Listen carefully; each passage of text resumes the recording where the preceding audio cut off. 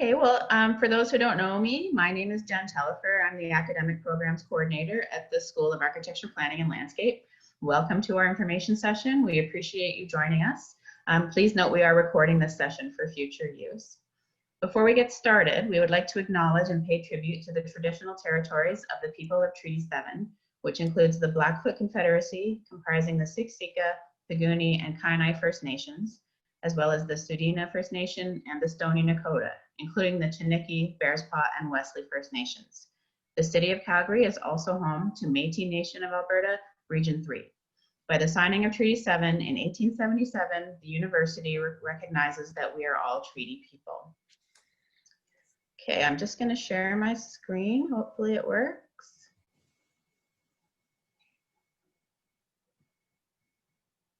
Okay, I'm having technical issues here. 1 second.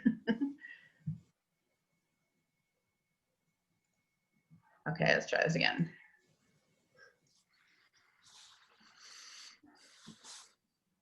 Okay, we're going to go through a quick overview of all the great reasons to study at SAPL. Then I will introduce our two associate deans who will speak about their respective programs. After that, we will have a question and answer period until our program ends around 6 p.m. For your questions, you can either send a message in the chat that you have a question and then I'll call on you, or you can text it into the chat and I'll read it out. Sorry, 1 second.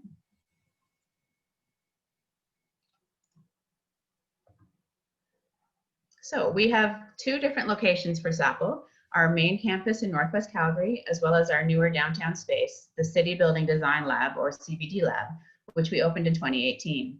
Both our campus and the CBD Lab have workshops. Normally, we would give an in-person tour of our facilities after an information session, but in lieu of this, you can take our 360 tour by clicking on this link on our homepage.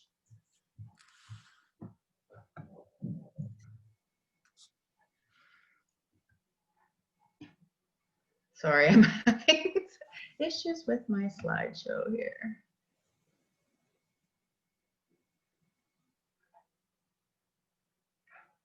Okay, anyway, we'll move along in a second. We also want to talk about our research. So the CBDL is the first and only hub in Alberta for trailblazing research and collaborative discussions about entrepreneurial approaches to city building. For social innovation and community engagement, these are both embedded in all of our programs. Future thinking, our courses and research projects dive into making so many different things: robotics and digital fabrication, designing bubble coats for physical distancing, and so much more. Community engagement is a big part of what we do. We host many public events each year, constantly engaging with the community through courses, conferences, lectures, workshops, parking day, design camp, exhibitions, and publications. We also have a really cool lecture series called Design Matters. SAPL hosts a lecture series, and we do this one as well as lots of lunch and learn events to enrich students' learning experiences. In non-pandemic times, study abroad is a really big part of our programs. We have opportunities for our students to have exciting travel to locations such as Barcelona, Tokyo, Zurich, Norway, Los Angeles, Boston, and Tijuana. We also have strong student support for our students. We endeavor to provide financial support, and this can be through entrance and continuing scholarships, as well as graduate assistantships in teaching and research. Our student projects are inspiring. It's really exciting to see all their different types of work, from models to built installations. Okay, I'm going to introduce Katherine Hamill, who is our Associate Dean Academic of the Architecture Program, and she will now talk about our architecture programs. Oops, I'm not. Hi, everyone. Welcome. As Jen said, I'm Katherine Hamill. I'm the Associate Dean Architecture for this term. It's a 3-year term. I've been here at the faculty for quite a while, but grew up in the Middle East in Beirut, and have traveled quite a bit. So that brings, I think most of us in the faculty have done quite a bit of traveling and have quite an open approach to what designing is. In terms of architecture, Mary Ellen will speak more of the other two programs. In terms of speaking about architecture, I think you can go to the next slide. It is an education and a practice that deals with a lot of complex requirements that assimilate both changing processes, contexts, and tools of production. So for Jen, you can go to the next slide. Oh, you're not, it's not working? Trying, sorry. Yeah, it's okay. But for many, when we speak of architecture, it's, you know, the first thing that comes to mind is defined as building. But designing structures, and getting them built is a wonderfully complex thing, and one that opens up opportunities and many different scales of interest for different people to respond in terms of what their own interests are. So there is designing the physical artifact, designing the form, building it, which is only one aspect, but there's the technical know-how. There's deciding who the builder is. Is it human or robot these days? There's some fantastic opportunities. No, you can stay on the other one still. There's choosing the materials and the considerations there. There's looking further. We have in terms of some of our faculty where materials come from that deal with ecology, sustainability, their sources.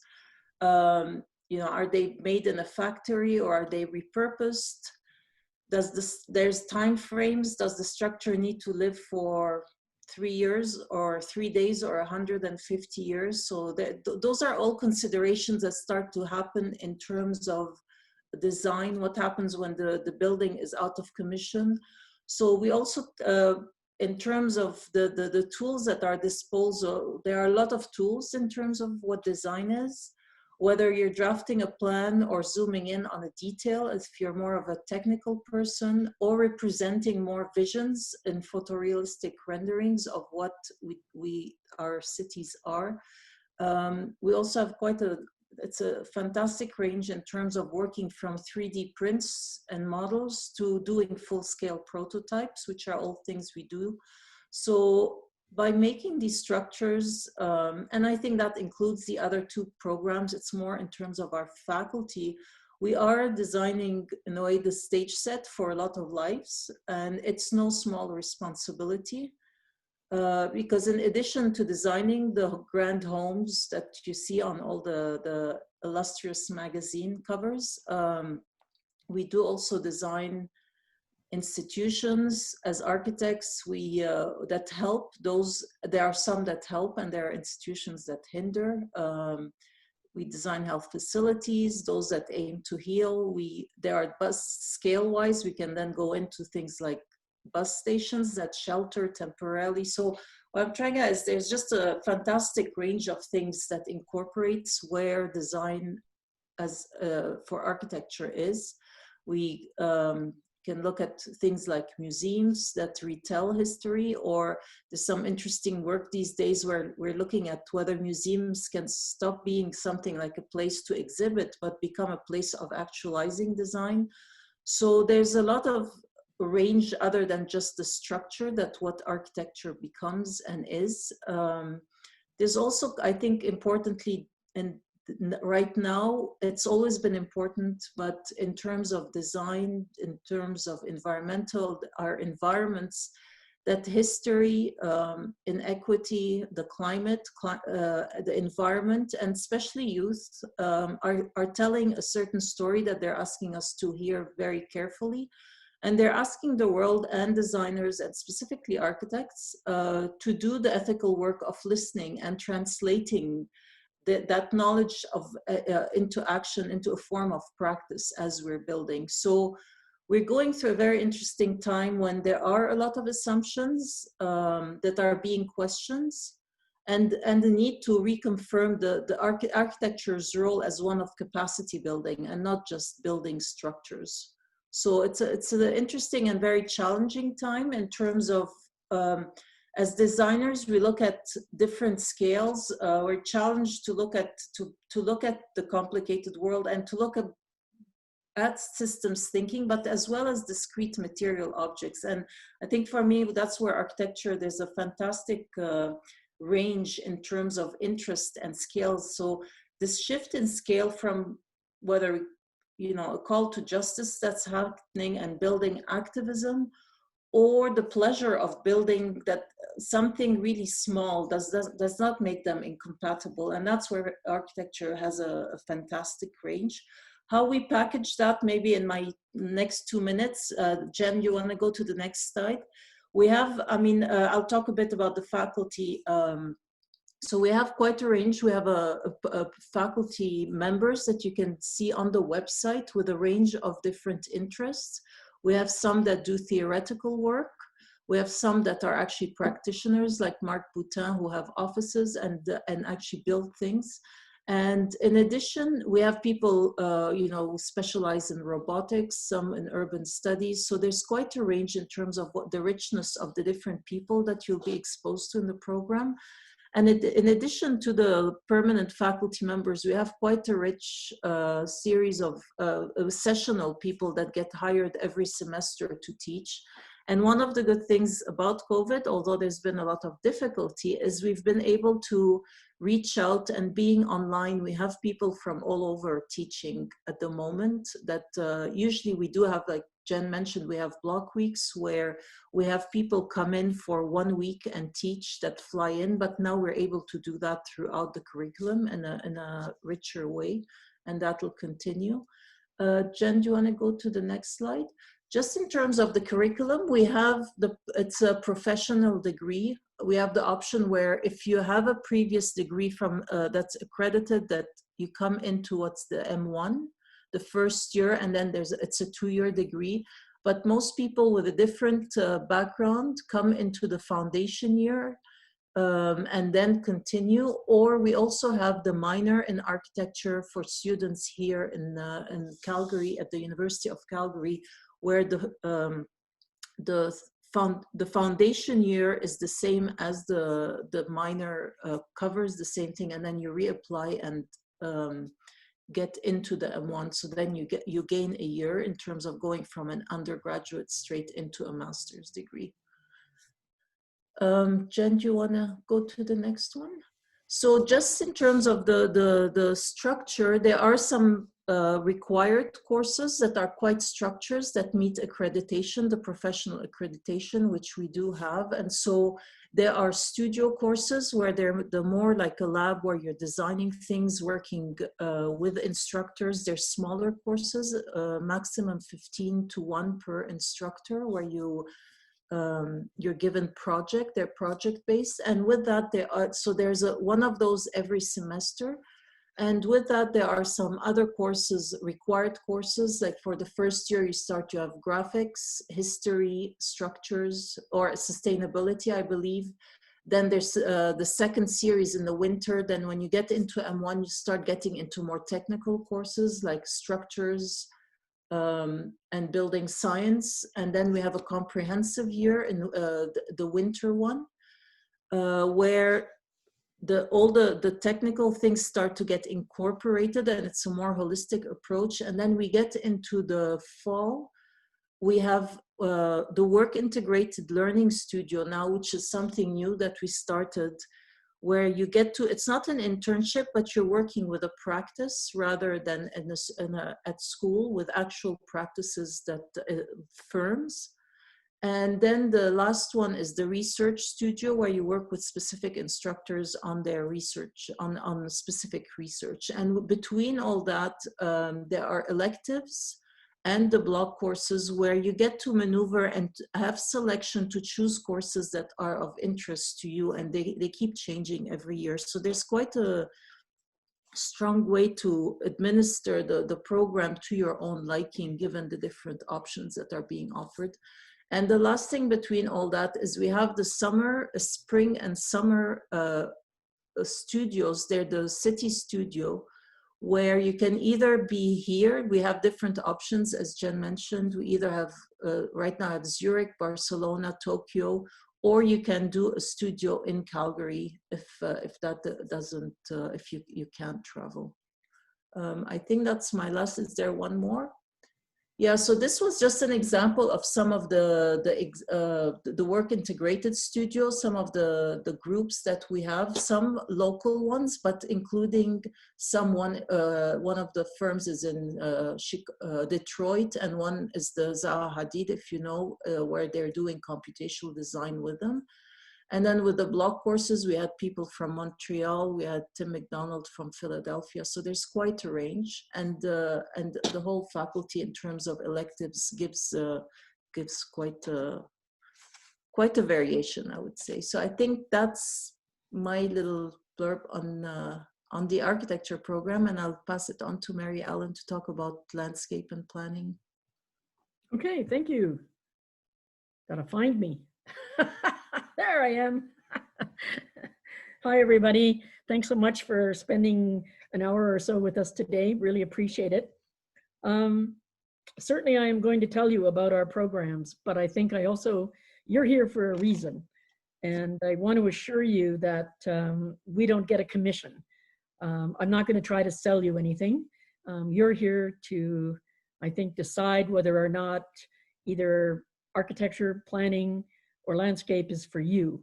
And I guess that's an interesting question about why are you here? I know it's fashionable to say that people are looking for a job, but let me share a little secret with you. If you really want to make money in a job, try dentistry or selling tires. I think that there are certainly other choices that you could make in terms of the careers that you pick. But I think you're here because you've all are in the process of finishing, or you have finished an undergraduate degree. You've probably all worked in some capacity, either part-time or full-time, and you're mature students who think about the world, who look around them, who see, what's going on. And we're living in interesting times, as the old saying goes. And I think you're people who are here because you want to do something meaningful. You want to make a difference. And I think the real attraction of the city building professions or the design professions is we have a magic trick. We make things that don't exist and we bring them into life. We're not worried about what is, in that sense of an analytical approach to things, which is a very scientific and social scientific approach. We're thinking in a normative sense. What could be? What should be? And how do we make it happen? How do we envision it? What's the thing that doesn't exist that we're going to design, that we're going to make in response to either existing issues, improving situations, or creating entirely new ways of being and doing? And that's pretty magical. And I think that's an appeal that's pretty hard to resist, because very often in very few jobs, I think, do you get to deal with issues that affect literally millions of people. City building affects the lives of everyone because it's human habitat. And so coming to a first professional program in either architecture, planning, or landscape is a challenging, but I think really personally exciting, fulfilling future path for you. And I think that's really what we have to offer. We're not like everybody else in terms of a profession or grad school. There's something about being able to change the future or create the future that is exciting. And technology's changing, materials are changing, our perceptions of our world, both COVID and post-COVID, are changing. I mean, we're in a time of change. Might even go as far as to say, we're in a time of social revolution. How do we respond? How do we do things differently? And that's the challenge. And that's one of the things that design is really good at, doing things differently. So from the point of view of the Master of Planning, we are a different type of planning program, insofar as a lot of people think about planning as rulemaking and regulatory, but we approach planning as a creative act, as a form-based kind of endeavor, where what do we want on the ground and how do we make it happen? We enable the designs to get built. We enable the regulations that enable cities to work the way they do. We're managers of urban systems in the most direct kind of way, and we need to understand them as urban systems right from the form they take, the regional context that they're in, right down to the policies that will make them work the way they're supposed to work. And we cover the whole spectrum. I've taught at 3 schools of planning across Canada, and I can tell you that the advantage of us being in a design school and working with landscape architects and working with architects is that we can give you the full range. We'll, from the ground up, from what's on the ground, how it looks, how it works, right up to the policies that enable it or that change it.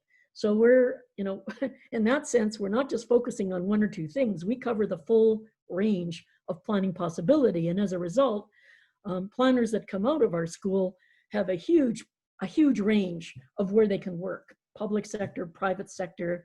They can be regulatory planners if they want to. They can work in design offices with major real estate developers. It's a huge spectrum. They can be community-based, community development people.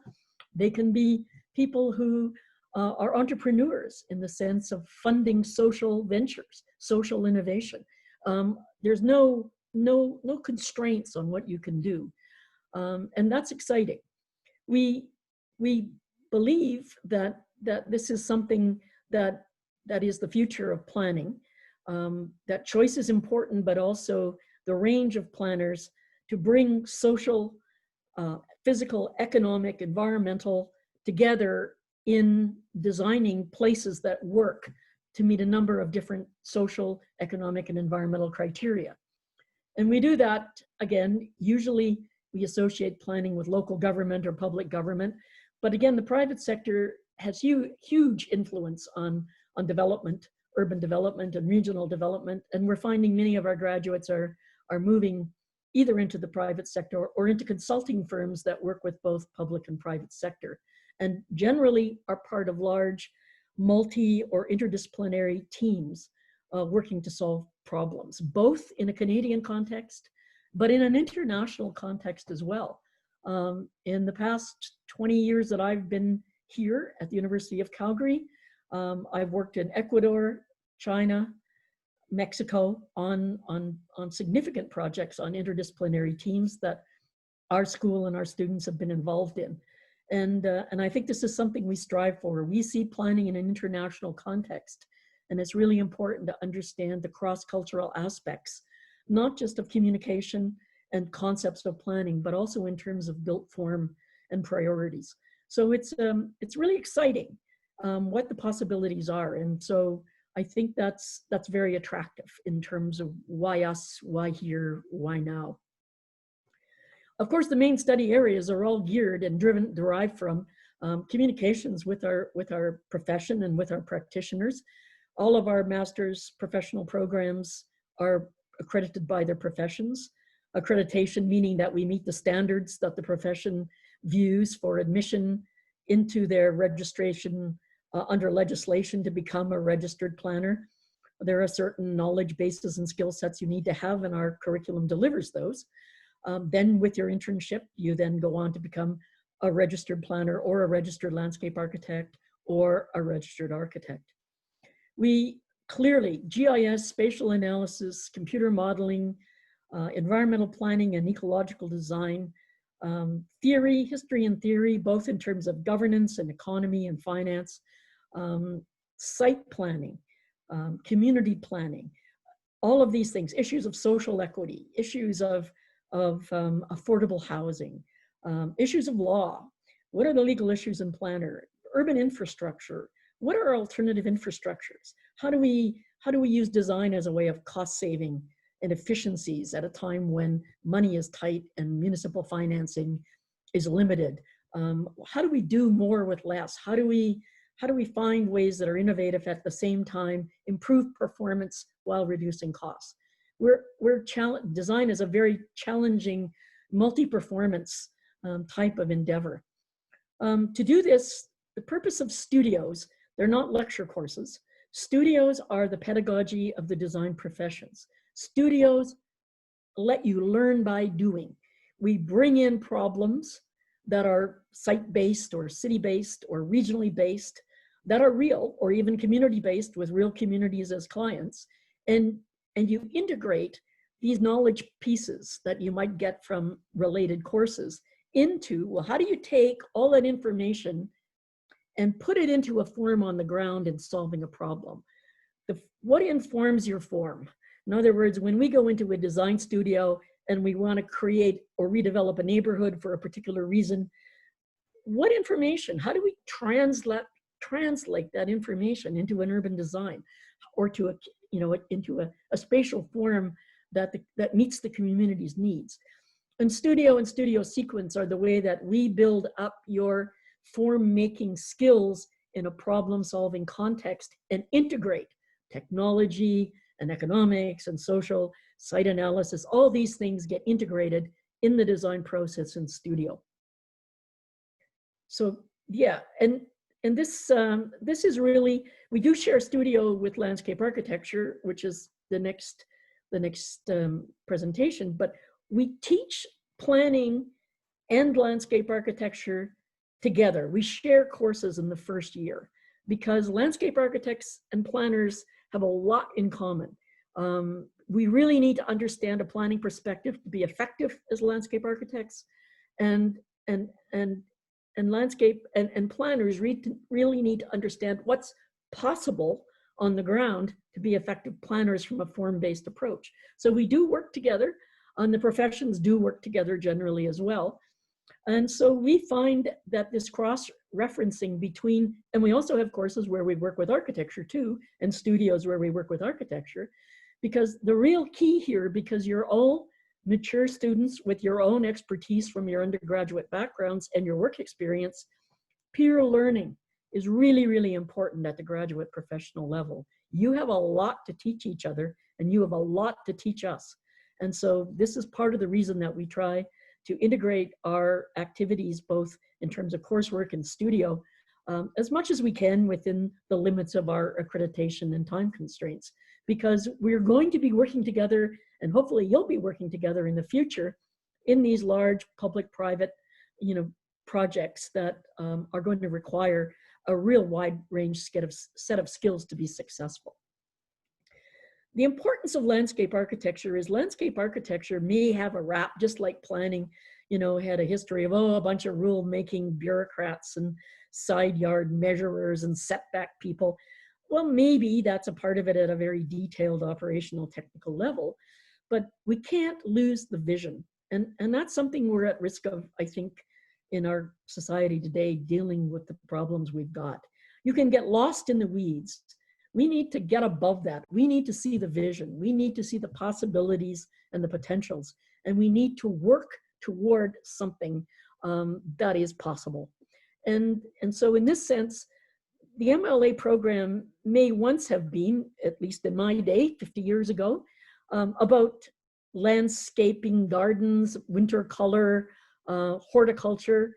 It isn't anymore. I mean, yes, there's definitely a component of it, but really landscape architects are working with planners and with architects on these new visions of what should a city be like? What should a landscape be like? Can you design a regional landscape to be climate adaptive? Can you design a regional landscape, for certain water, from a water performance perspective? How do you take on these larger things and tackle them through spatial analysis and form making? And we have, again, through our studios, through our international travel, through things like Parking Day, how do we rethink the street?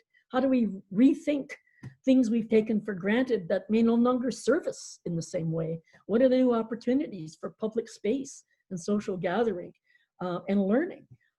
So we really have branched out. The profession of landscape architecture, in my opinion, is one of the growth professions of the next 20 years, because public health and environmental health and climate adaptation are really going to drive landscape architecture to design landscapes, both urban and regional, to perform in different ways, to be water conserving, to be food growing, to be air cleaning. And so we've got, some real challenges ahead, and we are really, as a new school of landscape architecture, only 4 years old, we are trying to carve an identity in terms of how we distinguish ourselves from other schools in Canada by focusing on issues like climate change and Indigenous peoples and all sorts of Indigenous design and urban redevelopment and public health, things like that, that traditionally schools didn't focus on. Next slide, Jen. Yeah, and again, the main study areas, and you can see why there is an overlap with planning, because many of the same toolkit, computer modeling, site planning, ecological design, environment, GIS, spatial analysis, advanced graphics. And we don't look at graphics simply as nice pictures. The importance of graphics and virtual reality and some of the new visual technologies is that they communicate to people. Visual communication is hugely important. We have a whole world now operating on Zoom. Never underestimate the power of visual communication. So we focus on these things, and we focus on professional practice. How do landscape architects work? And just like in architecture and in planning and in landscape, we have sessionals who are professional practitioners who come into our studios, who come into our classes and talk about what's happening in their office and what challenges they're facing and how can we help them solve those problems. Jen? And again, our studio functions the same way. We take on large problems, both at regional as well as site-specific scales. We have real clients that drive those studios, municipalities, local governments, community associations, landowners, large developers that have areas that they would like to see some design solutions to, or problems they think they have they would like to see solved, and they would like to see new ideas. And that really is what I think in terms of our product is new ideas, and our students are the source of that creativity. And that's what we try to grow in you is, don't do it the same way twice. There's so many possibilities, the importance of learning to be creative. Jen? And again, I think that the most important thing here is that those three disciplines, design is a common language that we share. Design is a process of making, of creating, of problem solving, of tackling what should be, not worrying about things that exist, but thinking about how can we make things better? What would the next, iteration or the next version of that look like? And how do we get out there and test it? And that's really the value of design build. I mean, we have a research component to it, and we have an entire lab called the City of Calgary and the region of Calgary that we can work in and work with partners professionally. Like we work with the City of Calgary, we work with local government, we work with large firms. I mean, we are not in isolation. This is the nice thing about professional programs, at least as we've conceived them here in our school, is we're not in an ivory tower. We are out there, we are working with our profession, we are communicating constantly with people who need our product and our work, and we're improving our skills constantly. And we're trying to do that at an international level, because believe it or not, we've got a lot to learn from other countries and other cultures in terms of what are best practices and what are the next steps in technology and design. So we consider ourselves to be very international across all of our programs. And in a lot of ways, it's not us, we're not training you to do anything. We're teaching to develop your potential, to develop your creativity, to develop your problem-solving skills, because you're going to be 20 and 30 years from now, when you're at the peak of your career, you're going to be dealing with things that simply don't exist now. Just the same way that I'm dealing with things that didn't exist 50 years ago when I was doing my degrees. And so the skill set we want that will be with you for life is these practice skills, particularly this issue of creativity and a knowledge that you can figure things out. And that's what design is all about, figuring things out in new and creative ways. And so when you're looking to come here, I think it's really important to ask yourself why. Why do you want to come? And what can we offer you that I think inspires you? It's so important to have a commitment to what you do.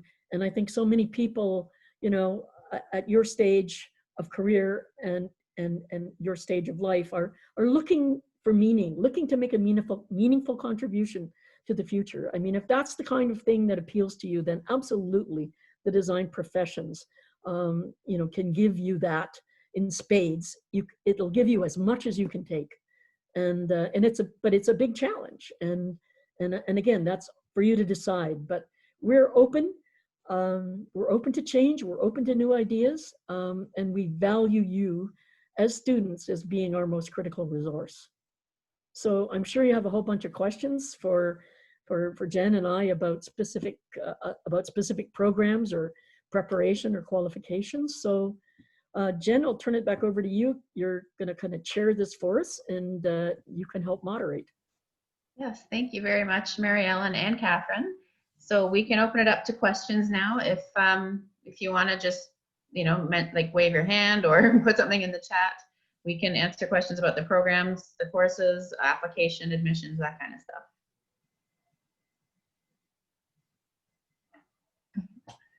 I think Cynthia. Yeah, sorry. Just the name on the screen says Cynthia. Yeah, I actually just had 2 questions for you. Is it possible to do either the Master of Landscape Architecture or Planning part-time? So I'm a mature student who has a job. Yep. Yep. Has to keep her job. Yep. Well, technically no. But there may be ways around it in that sense. I mean, essentially what we can do, here's why it's technically no.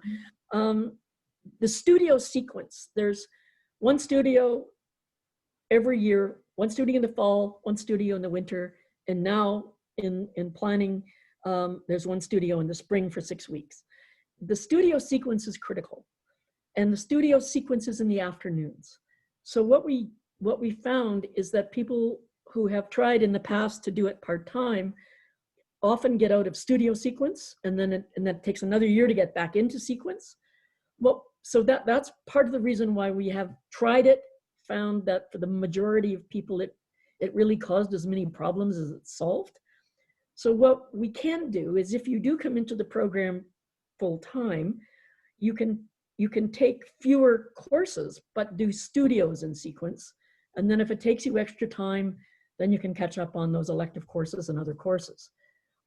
So that's something that I think is a negotiation, but we don't have a formal part-time program. But we do have some people who are working full-time who have had to pull back the number of courses that they're taking per term because of their work.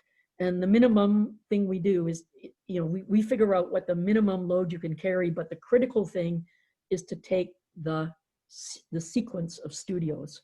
And in planning, it's 2 years. Landscape architecture is 3 because of the foundation year. Unless you have a background in design, then you can move into M1 or M2, but generally 3. So it is a short program already, and that's the intensity of the studio sequence is generally the problem for part-timers. But we've got 2 or 3 people doing it now, and so it's something that perhaps offline, as we get closer to the January application date, that you and I and Jen could have a chat about. Okay, which leads me to a question actually for Jen. What do you do if you've been out of school for a while for 2 academic references? Because I'll bet you my instructors are either retired or dead. No, that's fine. The admissions committee understands for people who are applying, years after they've finished their last degree. So in that case, obviously professional references are acceptable. If you've taken any university courses more recently, just even a one-off, you could ask that person if they remember you and you did well and you think they'd be a good reference. Yeah. But yeah, some people end up with 3 professional references just for that reason. So it doesn't disqualify you or anything. It's totally fine. Okay, awesome. And that was all I had. Thank you. Okay, thanks, Cynthia. Thanks. Oh, we've got I think a speakers list going here, Jen. Bajita, is that how you pronounce it? Oh, you're on mute. Yeah, maybe we can send her Unmute. Message? Oh, there, she's back. Okay. Hello. Hi. Yeah, sorry, you were on Okay, mute. We couldn't hear you. Okay. So my question is basically to Jennifer. So I already did finish my master's of architecture from Portland State University, and I'm originally from India. So I have my bachelor's degree. Then I came here. I did my master's, and now I am just doing architecture and a job in USA. So my question to Jennifer is, I already talked with Professor David Patrick. I don't know, yeah, Patrick. So so my focus was, applying for PhD program, like PhD in environmental design. But I have heard from him, like, it's very competitive. Like every year you are taking just one student. So is there any possibility, because I am also interested in planning, because my research, basically PhD research is focused in planning. So is there any possibility I can apply for the PhD program, and if I don't get accepted, can you switch my application from a PhD program to MPlan? I don't know, I mean, really, you probably should submit applications to both because they're quite different. And then you may end up with 2 offers or 1, and then you can make your decision from there. It wouldn't really be a transfer situation just because they're quite different. So, but you can apply to more than one program. So if you want to submit applications to both, then you can, like I said, see how things turn out and go from there. Okay, good to know. Thanks. I noticed Josh, known as Astrid, has also had her hand up. So Sure. I was just typing my question out, but I'll just say it instead. It's building on Cynthia's question about part-time. Not looking to find something part-time, as that's not the issue, but more so for those of us with childcare considerations, is there a possibility to do 4-day a week? I did my undergrad pretty much full-time, 4 days a week, because my job was very flexible.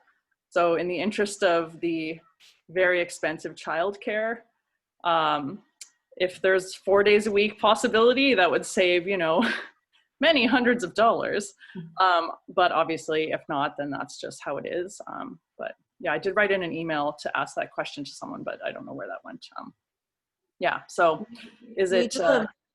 It's for which program you're thinking? Oh, sorry, for the landscape architecture. Okay. So it's the foundation year plus the 2.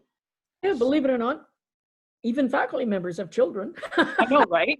I've got 3 of them. So Everyone's got childcare problems. Yeah, no. Toddler and 5-month-old twins. So I definitely need childcare. Yeah, very sympathetic. I mean, I think everyone is, everyone in those situations, both faculty, we have a number of students with kids, same kind of thing. I think the real issue is your scheduling around the courses that you're taking. Certainly, it's possible, quite a few of our students do it, have a day where there is no classes. And of course, that becomes your daycare, that's your day. So it's really a scheduling issue. And I think usually you're able to find that kind of space between a day where there is no course requirement in the morning and no studio requirement in the afternoon. For example, there's no classes at all on Wednesday afternoons, no studios, no nothing. That's an administrative meeting afternoon for faculty. So if you're not taking a class on Wednesday morning, it's a Wednesday. Sometimes it's a Friday, sometimes it's a Monday. So it really boils down to the course schedule, but many people are doing something very similar to that. Okay, that's good to know. Yeah, just so that it's, because I mean, yeah, in my undergrad, it was mostly like Tuesday, Thursdays, or Monday, Wednesdays, but avoid Monday, Wednesday, Friday classes at all costs, because then you've taken up the whole week. So if those it was hard to find information online about what examples of, I guess, days of the week classes are. Yeah, when the timetables come out, that's the time. And certainly there should be a timetable. I must admit, I have a timetable, so I don't look at the website to find it. But there should be a timetable for winter, one this year with both fall and winter on it, so you could get a look at. I mean, it does change slightly every year, but you could take a look at it and see if there's a day that you could carve out based on course selection. Okay, that's very helpful. Thank you. Okay. Jen, there was a question from Mariam about which undergraduate programs that you have see are best suitable to complete in order to further come into the MArch, and urban studies is the one that comes to mind. That seems to be the most popular. It's not required. I mean, we get people from all kinds of backgrounds. But I remember last time you said engineering doesn't work because of the requirements they have. People often Yeah, they're too restrictive to fit the Yeah. minor in 4 years. That's the only issue with it. It's still Yeah. okay, but if you want to do the minor, it would take 5 years. So I don't know, Mariam, if you were talking about, you had another question in terms of transferring because of an architectural degree. Do you want to ask us so we can see if we can help you out? Yes, so can you hear me? Yeah. Yeah. Sorry, I'm just having some camera difficulties and I don't know, it just won't show. No worries. But my question was that currently I'm doing an architectural technologies diploma at SAPL, and I wanted to do an undergraduate degree to do my master's in architecture, and I wanted to transfer into a program, but I'm not exactly sure which program would be best to transfer into after I'm done my diploma so that I can further do my master's in architecture. We have quite a few that have done that, but they've gone into urban studies. I think that seems to be the one that works the best. Yeah, And do especially you if you know- want to do the minor. Okay. And does the diploma get credited, or do I have to do the full 4 years of urban studies? You'll get 1 year's worth of block credit, they call it. So what that means is it kind of goes towards your junior option courses. So that leaves you 3 years to complete the 4-year bachelor. Like you'll end up with your 4-year bachelor, but 1 year you wouldn't have to do because you got that credit. So we've seen people fit the urban studies major and the minor in 3 years after coming from state. So it's something that is done. You have to map it out and make sure you carefully plan your courses, but it's definitely doable. But we also see people do it in a few other programs as well. So visual studies in a Bachelor of Fine Arts, or we see commerce students. So you just have to be really careful mapping out your major requirements and then fitting the minor in at the same time. But it is doable. Okay, all right. Thank you so much. Okay. We had another question about, I had a question about the foundation year and who decides whether to apply for M1 or foundation year. To apply to the M1, you need a degree in architecture. Jen, maybe you can clarify a bit more because there's a limitation of what degrees are accepted. Otherwise, everybody goes into foundation. Yeah, exactly. So you have to have an undergrad in architecture from an accredited architecture program. And we are narrowing that down to North American programs. We've just found that, especially with our new curriculum, it's really important for international students to come and do the 3 years. So, but if you've done something like the Bachelor of Environmental Design at the University of Manitoba in the architecture stream, they can be admitted to M1, BCIT, the BTech there in architectural science, the Ryerson Bachelor of Architectural Science, those types of things, or our minor, of course. But other than that, like we've had people ask about interior design or graphic design, and because it's not taking architecture studio courses and those types of courses for accreditation reasons, your degree would not meet the certification criteria of the CACB, the Canadian Architectural Certification Board, which we have to follow. So that's basically the answer. Is typically, unless you have a pre-professional, they call it, undergrad degree in architecture, you're applying to the foundation year. Okay. So yeah, so in my case, I think I have a master's in computer science and then have done after that the 2-year architectural technologies program at SAPL. So but it sounds like then I would be applying to the foundation year and not the M1. Okay. That is correct. Yeah. Okay. Good. And we have a similar question about the MPlan, I think. There is no, just for information to one of the questions, there is no foundation year in the Master of Planning. It's 2 years. The foundation year only exists for the MArch and the Master of Landscape Architecture, primarily because of the pre-design emphasis. We're form-based, but planning isn't technically a design degree, so we do it in 2 years without a foundation. And Jen, maybe you could also help. update everybody on the status of degrees from Mount Royal that are applied bachelor's degrees? Well, we do, yeah, we are now allowed to accept those as admissible to the program. So basically you need to do the foundation year, but they are still admissible. And they've actually changed interior design is now Bachelor of Interior Design at MRU. Yeah. So yeah, so, and someone else has asked about, I'm kind of skipping in the chat, we'll get back to you if we've missed you, but about the SAS Poly diploma. If it's a 2-year architectural technology diploma, then yes, it's likely you would get that 1 year's worth of credit towards a bachelor degree. I think Allison asked that one, yeah. Because we've had someone who just did that from there as well. So we do give that block credit. It is important though to remember that there is a admissions committee that reviews the work. So it's not an automatic one way or the other. Exactly, yes. Each year we have a different cohort. It's a different level of competition as to where people end up. Yeah, it's a competitive pool. So certainly, you know, all of the things you put into the competitive pool in your application get thoroughly vetted, I can attest, by a minimum of 3 people. And then we rank offers of admission, but depends on the year, you know. Some years there's 11 Nobel Prize winning scientists in the pool. Good luck. And other years, you know, it's grade 6s. So, you know, there's no guarantee in any given year what your odds or chances are. It really goes year by year. And to be perfectly honest, I would never have gone to university if my university in my hometown didn't have a financial crisis and drop all entrance requirements. So you take, you know, I mean, life is strange, you know. Sometimes you wind up places that you don't expect to be, or, you know, luck of the draw sometimes. So while it's a competitive pool, it isn't necessarily daunting, you know. And I think that you shouldn't be put off by that. If anything, it's just a way of ensuring that everyone meets the standard we need to be successful in the program. Okay, there's a question from Julian. I think you're asking about transfer credit as well. You're in the AT program and you've also got is it a BFA from formerly ACAD?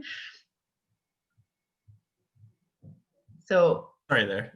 Yes, yeah. So I have an undergraduate degree in like object design and media arts, and then right now I'm just doing my final year at SAPL. But yeah, I know that like I have to do the foundation year for like the MPlan, Master of Architecture or Master of Landscape, if I'm correct. Mm-hmm. But I'm wondering, like in the application, it did say that you could apply for advanced credits. I think that's what it's called. So I have like a lot of design classes that I did at ACAD, and I have like architectural technology classes at SAPL. So I'm wondering if any of that can be applied to either or program. You can double dip for degrees. There are rules around that I'm just learning talking to Jonas. You can't double dip for the same. Now you can get advanced standing. So we have people who come who have like a structural engineering or they've done structures. They realize they've covered what's covered in that course. They'll get, they apply, they get reviewed on an individual basis. The instructor will give you advanced standing for that course, but you still have to fill the credits with a different course of like another elective. But yeah, you can't double dip. That's a university rule. Okay, but would I be able to apply any of my previous education towards advanced credits for? Historically speaking, like your studios from your design, like from your BFA wouldn't transfer, so you would have to do foundation year studios. And the only one I've ever seen from AT is the one building science, the first building science course sometimes gets credit. So you would have to so literally there's a possibility of maybe one course, and that's done on a course by course basis through me and the instructor. Okay, so the only course I should look at applying for advanced credit then is my building science courses. Like there's 3 I've done at SAPL. Yep. Okay. Yeah. All right, well, that's good to know. Well, thank you all for answering that. Sorry, there's a question from Jose who's talking about if you don't have a background and portfolios. I mean, we get, I think all 3 programs, you get people from all sorts of background. You don't have to be from a design background. It's more, and the portfolio, I think Mary Ellen, you talked about it quite well last time, where I mean, it's more seeing who you are as a person, how you look at the world, what's of interest. It's not coming in saying, look, I already know how to do a plan or a section or something. Often people misunderstand and they spend time and go do a SketchUp drawing of a suburban house, which shows that you're not a designer rather than a designer. So it's really more showing a variety. It could be writing, photography. It's more showing how you interpret the world. And then we do have portfolio sessions. I think there are some coming up. So it's important, I'd say, to take advantage of those rather than just Googling what's a portfolio. And then getting feedback. So you can do 1 or 2 of those through the program. When are they coming? They're on the website, I think. Yeah, November 10th and November 18th. So you can book 20 minutes with the professor of the program you're applying to get some feedback on what you've pulled together so far for your application portfolio. You can register on our website. I mean, I know in architecture, we have a lot of students from business, we have medicals, like we have all sorts of backgrounds. And that's what makes it actually, as I was saying, it's just quite fantastic is in terms of being able to develop your own vision as to how the environment gets considered. Yeah, I think the other way of thinking about it, at least I do anyway, is when I've got a pool of, 75 people, how do I tell the difference? Like, how do I know you? I don't know you. I see your grade point average and, but the portfolio is a chance for you to tell me why you want to be in the program. Like, how are you viewing the world? What do you think are important issues? What is it that inspires you? It could be a poem. It could be anything. It's trying to give us some insight into you, your motivation, like your interest, why you're interested, what you think, why this is important, and how you think about it, essentially. So there's a lot of latitude, and so definitely take advantage of the portfolio coaching session to kind of help tell your story. Okay, so we have one about graduate teaching assistantships and funding opportunities. So basically for the teaching assistantships, we advertise them to all incoming students and returning students. Depending on your background, incoming students aren't usually as successful only because our returning students have taken the courses that they've applied to TA, and then they obviously have really relative experience with that course. But it does happen. Sometimes you're coming with an architecture degree or a planning degree or something in that area, and it just might work out that year that they need to kind of broaden their scope of who they're looking at.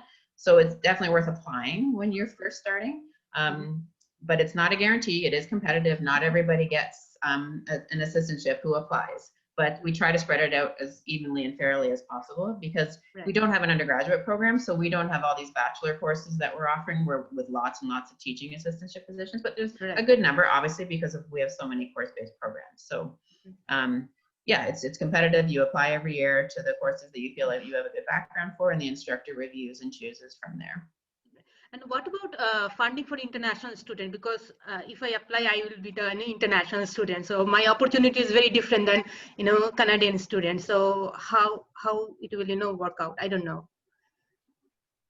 Well, all successful applicants are automatically considered for entrance scholarships. And it's, international versus domestic. It's not about that. It's literally the strongest applicants.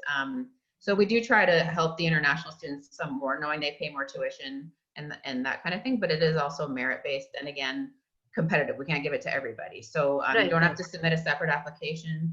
You're automatically considered, like I said, and then they range in anywhere from $3,000 to maybe $10,000, and they're one-time scholarships. But then there's other scholarships that are available every year, so you can apply to those as you're going through your studies as well. There's also, research assistantships that are available if you connect with a professor and you're interested in what they're doing. Sometimes they're hiring. There's also other jobs on campus. International students can work as many hours, unlimited hours on campus with their study permit. It's just off campus, they can only work up to 20 hours a week. That's the one limitation that you would face. But there's quite a few funding opportunities. You just have to look for them and apply. And you know, Right. Yeah, I am just scared because, the time is not kind of, feel like it's not favoring me in this moment. So that's why I'm kind of, anxious. Yeah, no, no, this is absolutely important. And I think this is something that, that is obviously a consideration for mature students. Yeah. I don't, I don't have to put a happy face on anything. But right now the province of Alberta is not in a happy time. Right. Yeah. And certainly money's tight, and provincial budgets have not increased scholarship funds significantly. Yeah. And also many of our sources for private funding, Mhm. philanthropic, we're all tied to oil and gas. So, Right. Yeah, funding is a very important consideration, and I would encourage everyone to have a funding plan if they can possibly do it in terms of about 2-3 years of commitment. Right. We cannot, and we never could, but we cannot give everybody money. It is competitive in that regard. Yeah, So yes, there's no guarantees of funding. We do our best, and I think, between all the possibilities, people usually get something. But again, it's a question of what your budget needs are and things like that. So absolutely, I can't put a happy face on it, but I can say, there are opportunities. It's just that you're going to have to make the call in terms of your personal situation and your personal planning as to what's sufficient and what you can take a risk on and what you can't. That's Right, the unfortunate reality. Yeah, no, that's totally fine, Yeah. Just great to know. Like, I have some options if I try. Yeah. There's a question from Julian about online and if it continues. The Alberta Health tells us how much interaction and the university guidelines, so it's not a decision we make individually, but what we are providing this year, even this semester, is workstations in both our locations for students who want to go and interact with other students, again, following all the rules and guidelines. But that is an option. In terms of instructor and students, we're not interacting except on Zoom. And I don't know how, it's so far it's been going out. I know it's different learning from each other and the studio experience, but work-wise, the work that's coming out has been fantastic. And I'm not putting a happy face just to put on a happy face. There's something about the Zoom and the interaction, and then the instructors and the students were, adjusting. So it's not just you come in and you do a lecture or you just turn in your work. So for example, in architecture, in graphics and studio, we use Miro a lot. So everybody puts up their work up, and so they're actually getting exposed to each other's work even more than they used to before. And we're putting a lot of effort. We're getting small breakout rooms and doing feedback and chat rooms so that it's not just you alone working and leaving. So there's a lot of effort going into that. So far has been successful. Yeah, my partner, Morgan Posberg, is in the program. So I've been watching her kind of do her classwork and stuff. But I come from a studio art background in my undergrad there. And I really do enjoy using the facilities, machines, making models, right? Or 3D objects. But is it possible that the whole master's program would be online and then still accredited online? Is there any kind of issues with having an online education in the future? There is this, we don't know yet. I'm not going to try to predict the future. Alaska is trying to do that, to do a full online. It's not accredited. It's a new thing. So it'll be more of a hybrid model, not full online. But our shop, we didn't mention the shop. We do have a pretty incredible shop. And right now it's service-based so that you can, if you want to 3D print, you put in a request. You can't go in and use the tools in the same way. And then we have courses that are running with digital design, robotics. And that's still all going on. Okay. And if you're in Calgary in March, we have a fabrication course that's going to be taught from instructor from Pennsylvania. sorry, my brain at 6 o'clock, I'm forgetting the name, Felicia Davis. You should look up her work. She does pretty incredible fabric stuff. So that's where we have an advantage with the downtown, the CBDL lab, is we have a gallery, we have a lot of space, so we can still go in and do some work and still meet the health requirements and distance. And then we're also adjusting things so that if we have a class and not everybody is in Calgary for this one, like it gets structured where those that are away and can't come to Canada are maybe programming things or doing the catalog where other people are doing the physical. So that's where there's been a lot of adjustment. But I'm not going to pretend we know what the future is. So at this point. That's fair. I just thought I'd inquire because it's a big commitment, 3 years in an unpredictable world, right? Or health advisory state. But yeah, thank you. Yeah, if I just might add to that, I just completed an accreditation, visiting team accreditation review at the University of Montreal 2 weeks ago for their landscape architecture program. And I sat on the Canadian Society of Landscape Architects accreditation body for 5 years. And in this last visit, it's the first time, it was the first ever Zoom-based accreditation visit because Montreal was in code red and we were told no travel. And so what we're doing in addition to writing up the accreditation report is the team has also been asked to submit a report to LAC, the Landscape Accreditation Council, to take to the board of directors of CSLA to talk about the pros and cons of online accreditation and whether or not the profession would consider it in the future because nobody knows the future. So it's really going to be up to the professions to make that call as to whether or not they will accredit online.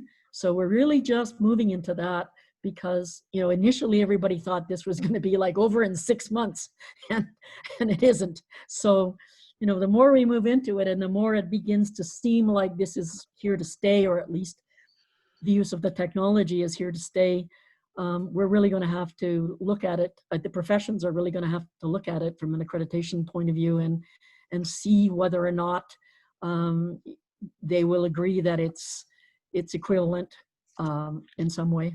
So yeah, you'll have to take a risk on that. Worst case scenario, I think we'll be in a hybrid model if we get past the second wave and things start to open up a bit. It will open up accordingly. We're really still just following the province's rules on that. Thanks for your thoughts. That's really helpful. There was a question too about PhDs. Again, let me really be clear. Professional course-based masters are not research degrees. Traditional PhDs like mine are research degrees. And normally you don't go into a a research PhD without a research background. That changes, that's changing. I think that, for example, of the 3 landscape architecture and planning programs and architecture programs that I'm familiar with across Canada, none of them do research thesis. There's projects, master's degree projects, which are a form of, of design, research in a way, and the way, but notions of research are changing. Like not ways of knowing and research methods. There's been a big evolution in the last 40 years about how narrowly faculty of graduate studies think about things. So I think the way to think about it is you have an undergraduate degree in something, you'll take the professional master's. Normally one takes a professional master's to work.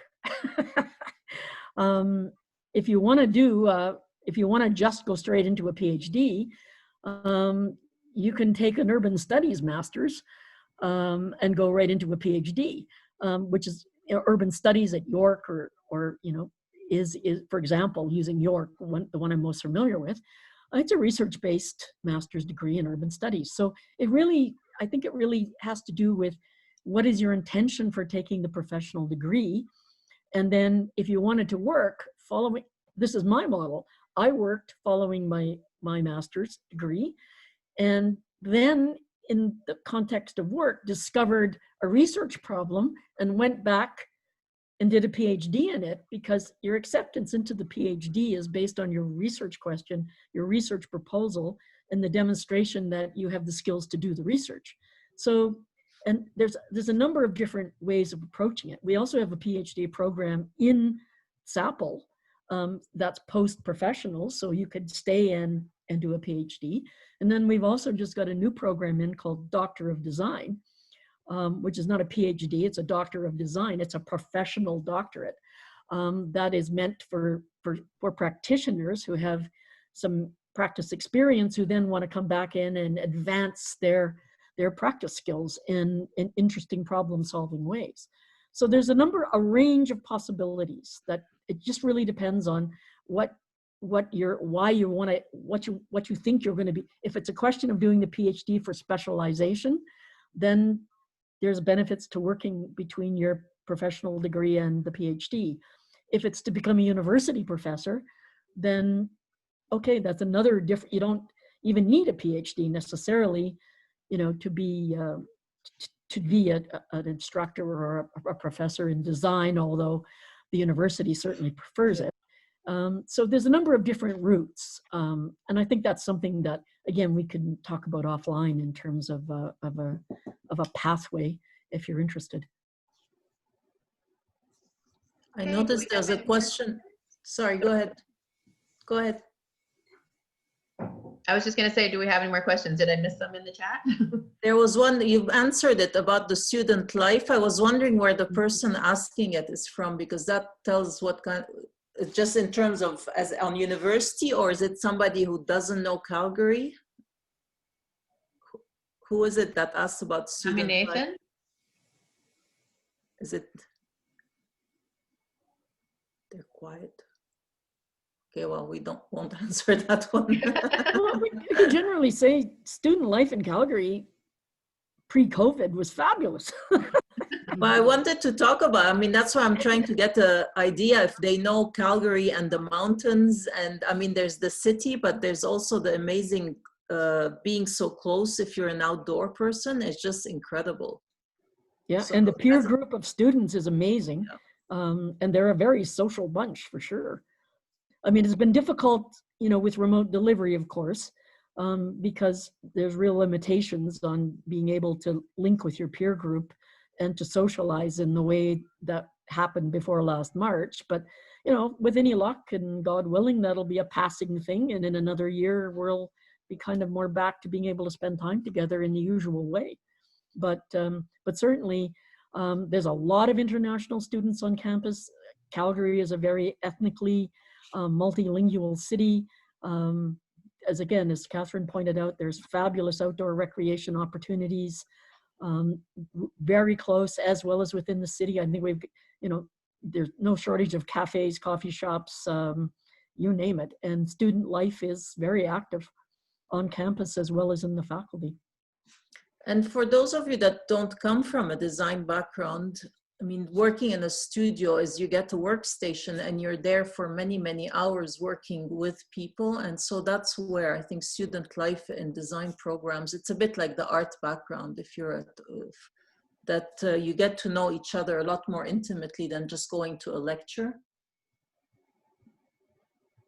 Yeah. If we don't have any more questions, we have gone a bit over time, so we will probably wrap things up here. There is one, is having a psychology background useful? One of our professors who used to be the dean, Brian Sinclair, has a degree in psychology. So you should talk to him and he'll tell you how to bridge to design. I would say, yeah, it could be very, very useful. There is nothing that is not useful in design, trust me. Yeah, we need input from every single angle.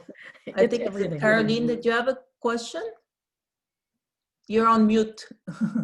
Sorry, I just unmuted. I just have a quick question about the application for the foundation year for the Masters of Architecture. So I saw online that you need a statement of interest, and then I also saw, as I've been doing the application, that there's like a 500-word essay paragraph type thing of something that's I guess, architecturally significant to me or whoever's applying, do we need to submit both of those essays, or do we choose one? Or Yeah, no, that's old information. I think that you found the statement of interest is no longer required. It is the image in the okay. paragraph. So just the one. Okay, cool. Yeah, Thanks. sorry about that. No, that's okay. That's awesome. Thank you. Yeah, we should update that. Okay. Anyway, I just want to thank you folks very much for taking a time at the end of a busy day with childcare and everything else that you're coping with right now. Really appreciate the interest. Again, you know, these are big decisions and we completely understand. And again, if there's anything we can do, both, I'm sure, you know, Jen, Catherine, and I, if you want to contact us with any further questions or any want to discuss anything, I mean, we're really, you know, we really understand that, you know, these are big choices, and we're happy to try to help you as much as we can between now and the deadline. Yeah, and if you're applying this year, don't forget to sign up for a portfolio review session. Thanks, Catherine. Thanks, Mary Ellen. Thank Welcome. you. Bye Bye. for now.